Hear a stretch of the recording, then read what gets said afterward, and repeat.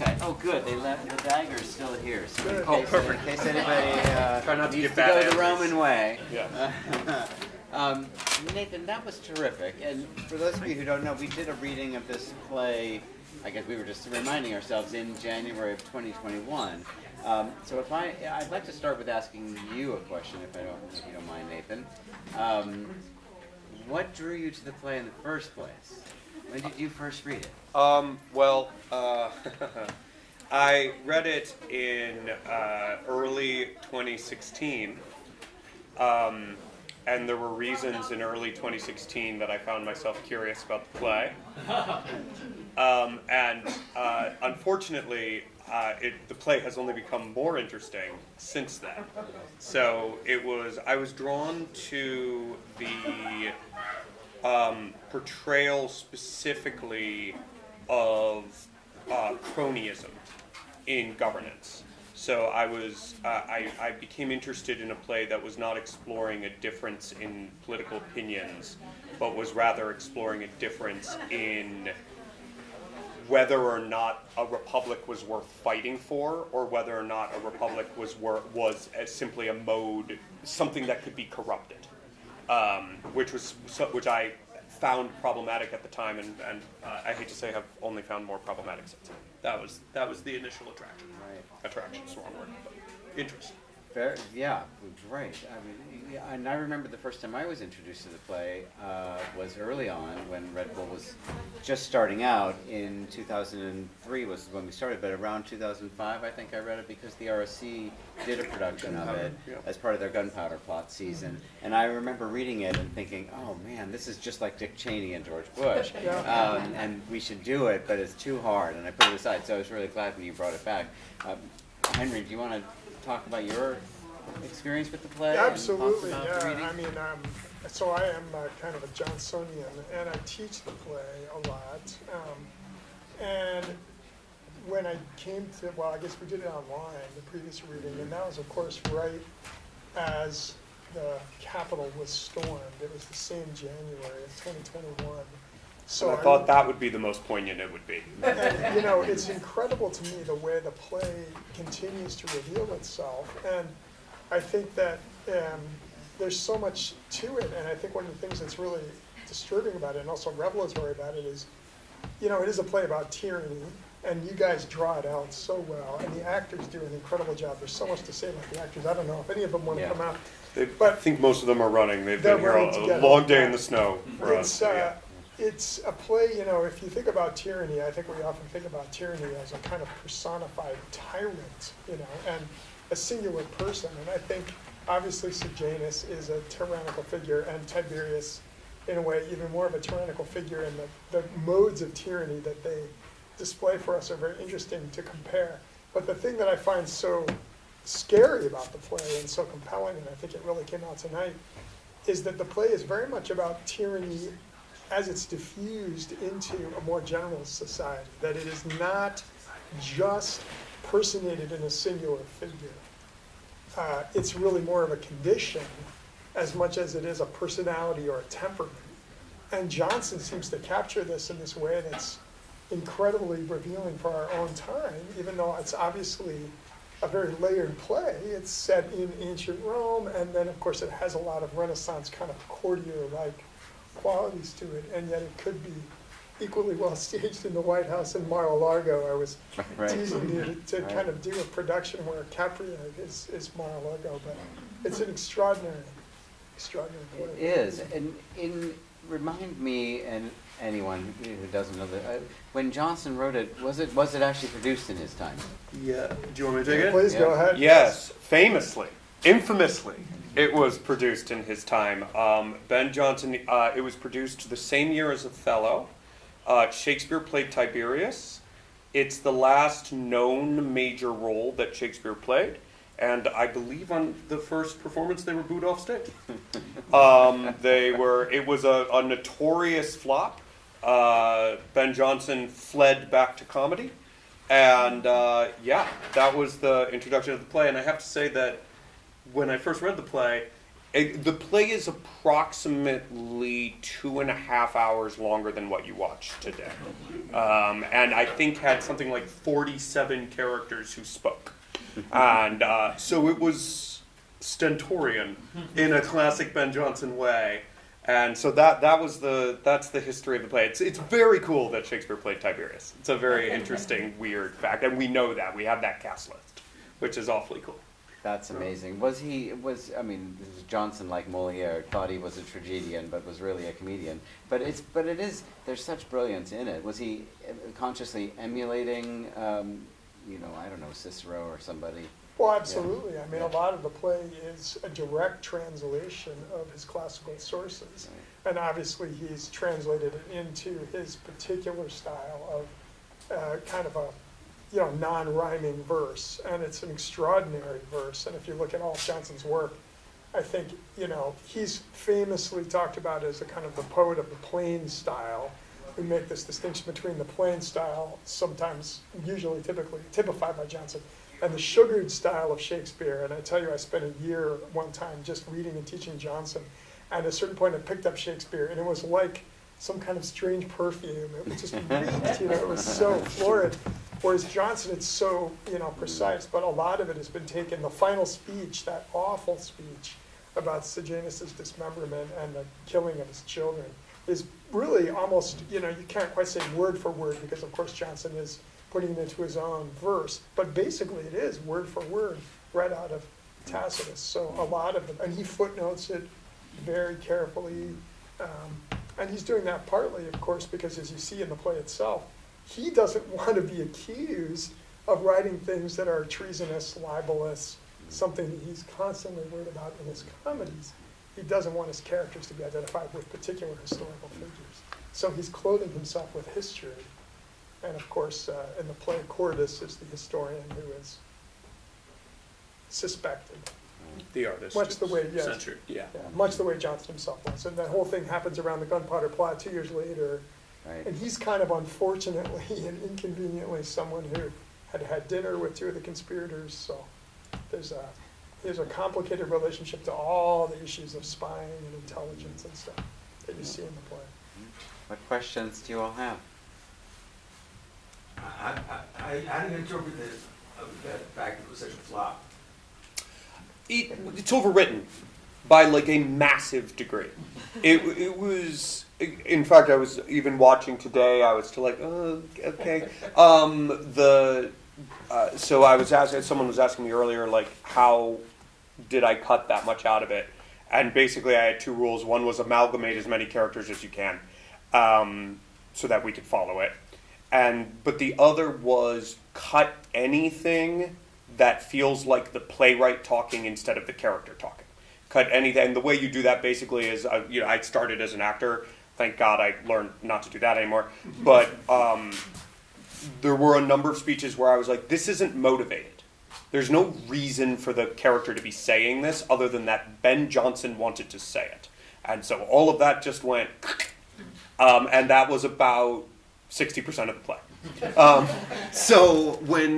This is true today too, right? Like when you go to see a show and you feel like you're being preached at and not watching a story, then you hiss and boo or in our generation you just all leave at intermission. And I don't think any of y'all left at intermission. None of y'all left at intermission. So it's sort of a constant fight to make sure that every single word is motivated and that actual characters are talking, not the playwright through the characters. And I think Ben Jonson fell into a bit of a trap with this one, if I had to guess. I think I'd only add, I think it's also unusual in that not much action actually happens. Exactly. It's a political drama.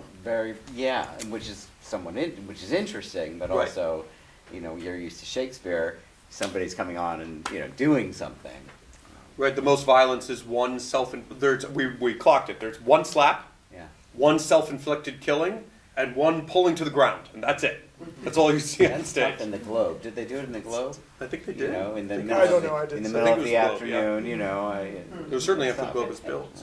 It's funny, it makes me wonder, though, this is just a sort of an idle thought quickly, is whether today, because of Netflix, because of a lot of really talky shows, because of the kind of the drama and the intrigue of script, which I think we're all much more attuned to because we can watch it in this more intimate format, whether this play maybe plays better. I mean, I'm Yeah. really curious to know.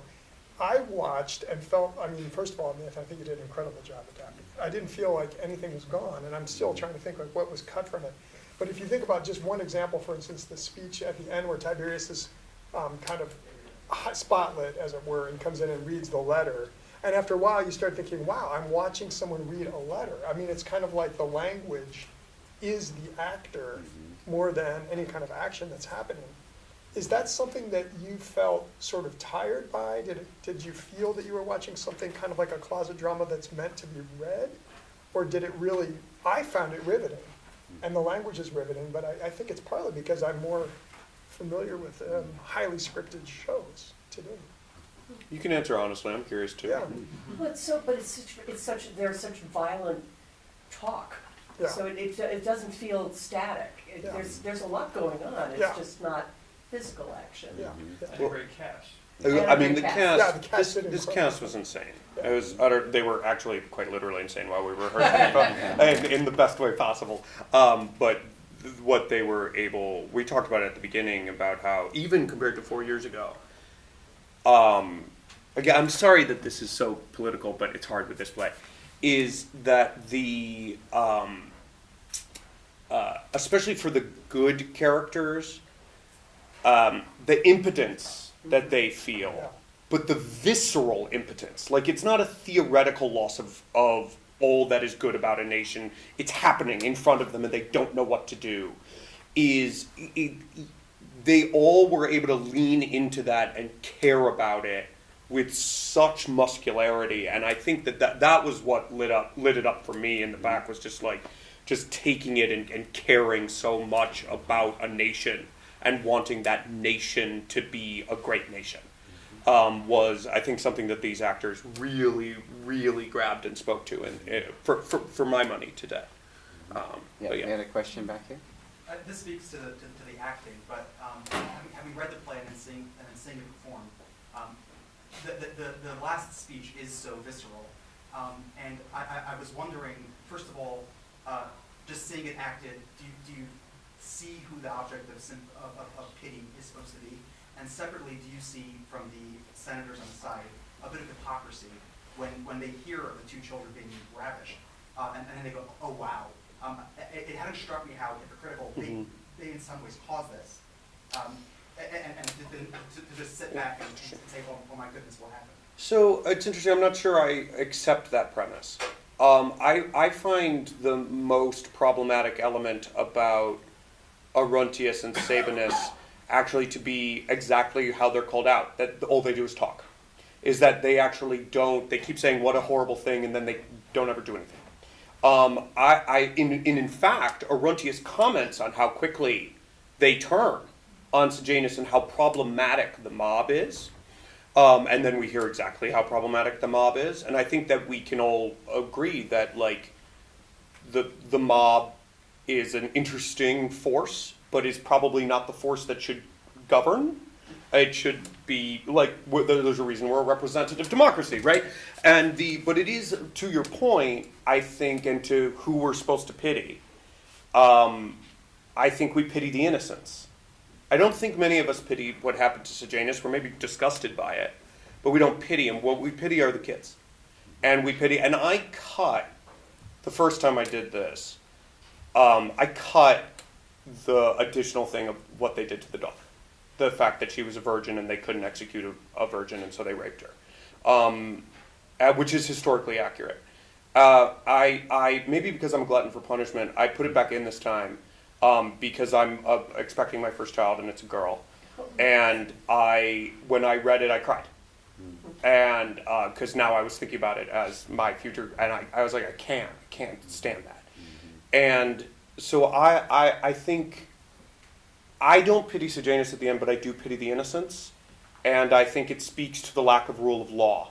And that going after someone that we disagree with, without law, is not the solution. But also, Ben Jonson kind of, like, now doesn't offer a solution. And that's the darkest part of the play to me, is that there is no good solution offered in this play. And it is a tragedy.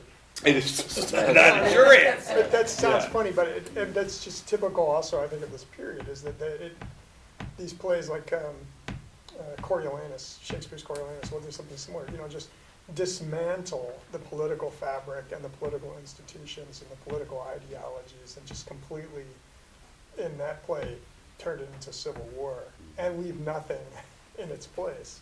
And I do think that's what you see. I pity Rome, if you want to think of it that way. You pity, in almost you wouldn't say you pity the people, but you pity the condition of a polis that has become this, or where this can happen, and where it can then turn around again so superficially and so suddenly, and have the people sort of regret what they've done. It's a terrible thing to live in, and all a little bit too close for comfort. In a way. So I want to really compliment the actors, but I spent a little bit of time saying the staging and the direction. I don't want to say it was obvious, but when you read it, you don't have that. No. And there is something about conspiracies where people, I would think 60% of what's said on stage, or maybe 80%, is the opposite of what people mean. And that somehow came through, so that you could constantly be saying that this little group was saying things in order to be, enough to have power, but none of them cared other than power. Mm-hmm. And it was all about managing other people. And even the quote-unquote good characters, who I didn't think were good, they may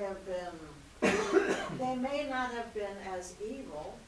Yeah, they're problematic in different ways, But I they agree. are problematic in a different way, because quite clearly there were a lot of them, Mm-hmm. and they were picked off one by one, and explicitly that was discussed, that you don't pick off Right. the most radical of them, you pick off the moderates. Yep. Oh my goodness, because nobody's gonna stand up for them. Yep. And that way you have the radical, those who are against you, looking as if there's still another side. There's something about the way that was staged that made it neon. Now maybe you also cut it, and that made it more neon. But that is hard to see when you're reading it. Sure. So when you were performing it, this way of looking at it was absolutely amazing. So it is a political drama. I think the fact that there's no action is because there's so much action that you're paying attention to who's up, who's down. Mm-hmm. Right. And then there's this thing which is almost separate from the play, in that Sejanus starts low, and on the wheel of fortune he moves up and up and up and up, and it's after he passes the top point and starts down, he doesn't know that he's on the way Yeah. down.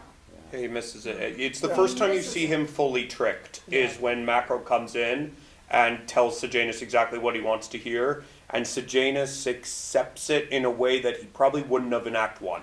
Yeah. He's gotten a little comfy, and he starts hearing what he wants to hear, and he gets manipulated in a way that never happened before, which is He interesting. doesn't understand what's wrong with Tiberius calling him out. Right. Yeah. He does, but he thinks he's fixed it, and it turns out he's He wrong. doesn't understand that Yeah. he just pressed it. Yep, that was it. That was it. Don't ask to marry your boss's dead son's wife the day the son dies. Is, I think, actually the moral of the story. That's what you shouldn't do. Don't by blood try to be equal Right. Yeah. to the emperor. Or the Yeah. point. Yeah. Yeah. That's right. Did, Well said. Crystal, did you have a question? Yeah. Yeah, so when we're looking at a play like this, I'm always curious. So I think we've stretched it as far as we could go with the actors and the music stands. Well done. So how would you want to develop it further? What are the next questions, and what are the images? And if I gave you unlimited development time, unlimited budget, like what is exciting to you about the possibilities of this? I am fascinated by, and the actors explored it a little bit, but it's hard when you're in your script and in proscenium. I'd be curious what your take is on this. I'm really fascinated by the audience's role in this play. It felt and this is a newer thought for me, is that it feels the audience's participation feels complicated to me, because it feels like at various times you are the audience who is being soliloquized to and is being expected to kind of be at least charmed by Sejanus and all of these people, but it also very much feels like you are the Senate. You are the, like, and if you think about when it was being done in the Glow, and you think about how that's designed, is that these are the Senate, and they're the multitude, and they're the audience. And the overlap of what it means to be those people, and what it means to receive the play, and do you cheer and clap? Can you be prompted to cheer and clap, maybe even with people you disagree with or people you do? I've become very interested in the immersion of the audience into the story, which is basically impossible to explore without audiences. So that's become my primary thought in terms of what I would love to see more of. And not have it just be something that you get to kind of watch through a glass wall, Yeah. but really forcing you into it. Yeah, kind of exploring the complicity, maybe. Exactly. Because the Exactly. play is so much about complicity, overhearing, being made into a vehicle for other people's views, being instrumentalized. Yeah. It would be an interesting thing to And those of you who do. saw the Medea I directed probably know why I'm now more interested in this stuff, is I've become very interested in that, the political argument Yeah. and the social argument being entered in theater. I'm going to give someone who hasn't... Let me just ask you really quick. Yeah. What would you do on that if you had parts of the audience yelling resist at various points? Great! Including at the good guys. They have Great! to respond. Oh, yeah. Awesome! I'm not sure they would, but that would be the interesting thing to. We had a whole audience call our Medea the B word. Right? Great. Gave them something to fight. Yes, Yeah. sir. My question actually relates to two things that you both said. In the original staging, the Globe, the audience was the mob. Yes. They did engage. Yes. And yet this is a very dangerous play. You have a new king who was surrounded by courtiers, makes people very uneasy. Not that long before, Essex was the Queen's favorite. Yep. Put to death and drawn and quartered, and butchered, which was the way of dealing with rebels. And so I just wondered, was the audience perhaps afraid to react favorably because it was too close to current history, and there were spies in the audience? Quite possibly. Quite possibly. Yeah. But imagine a staging where you actually ask the audience to divide into different political groups Yeah. and participate. Yeah. I mean, Yeah. I could see a version of this play that gets us shut down. Yeah. Well, that's the thing that's hard. Yeah. Exactly. I think the play tends to make us question what sincere utterance is. So even if people in the audience were yelling resist and so forth, there's a way in which they would just become kind of empty spectacle or something where you wouldn't really necessarily, the meaningfulness of that statement would maybe be called into question by the play. Yes, and one other thing to add. I mean, I thought you did a brilliant job, and I'm interested. I love that question and your comments, Judy. And the idea of doing it immersively is really exciting, Nathan. I thought one of the things you did that helped the play sing tonight was you and the actors were very subtle. There was no, because we're in this beautiful, intimate Yeah. theater here. You really had us lean in. Nobody was pushing. It was whispered. It was not all whispered, but it was spoken cloak and dagger. Yeah. Which really helped get our ears alert and get us listening to the world that we're in this play. The single greatest way to show danger quickly. And that was the thing. We had that conversation a number of times about, like, I know in Rome they were killing their political enemies a lot. This is today. Like, a conversation about killing somebody is a big freaking deal. And I think that's another advantage of a potential sort of more immersive, is one of the great things obviously about thrusts or even like the Globe is that you get a lot of seats that are never more than 20 feet away from you, and you can sit in that, and you don't have to be stentorian until you are, Right. until you are playing to the public, which we experimented with in that scene at the end of Act 1, about when are Silius and Caesar going at each other, and when are they actually just trying to win the Senate House, and that it's actually winning the Senate House that protects them. That is fascinating to me. That big difference between super private and completely public is a very cool very thing cool. that you can see in these shows. So I'm glad that came across. Absolutely. So we have time for just 2 more questions, and I see there's one there. Okay, 3. There's one there, and then there, and then there. Yes, ma'am. Just an observation. Oh, sir. Okay, go ahead. The same era is dealt with in I, Claudius and Claudius the God, Yes. and that's written in the 30s. Mm-hmm. The same sense of helplessness appears in both. Yep. That's a good observation, and I will just point out that for some reason, we're doing this reading, Theater for an Audience is doing Coriolanus, and next we're doing Titus Andronicus. And, they're all different ways of having the same conversation we're having. Yeah. Yes, ma'am? On that note, do you think maybe this play is more Jacobean than Shakespearean because of all the awful things that Yes, I happen? agree. That's what it said to me, the style. And you said it was done at the same time as Othello. Was this near the end of that time period of Renaissance? Because Jacobean plays are often just as dirty as this. Yeah, so very technically this is a Jacobean play. And it's interesting that you find a Jacobean. I actually think that that's a win. Because normally when you think of Jacobean, you think of buckets of blood and murder and killing. So the fact that you received that from a political drama is a very exciting note to me. But yes, it is a technically Jacobean play. Yeah, just barely. Yeah. More Macbeth than Yeah. Yeah, exactly. I was just going to ask for more, I don't know, insight into how I thought the acting was so great, and just like what kind of challenges the actors had with the script, and like what kinds of things did you have to like work with them on? Was there anything that was surprising? Like what did they want to bring to the roles? Yeah, that's a great question.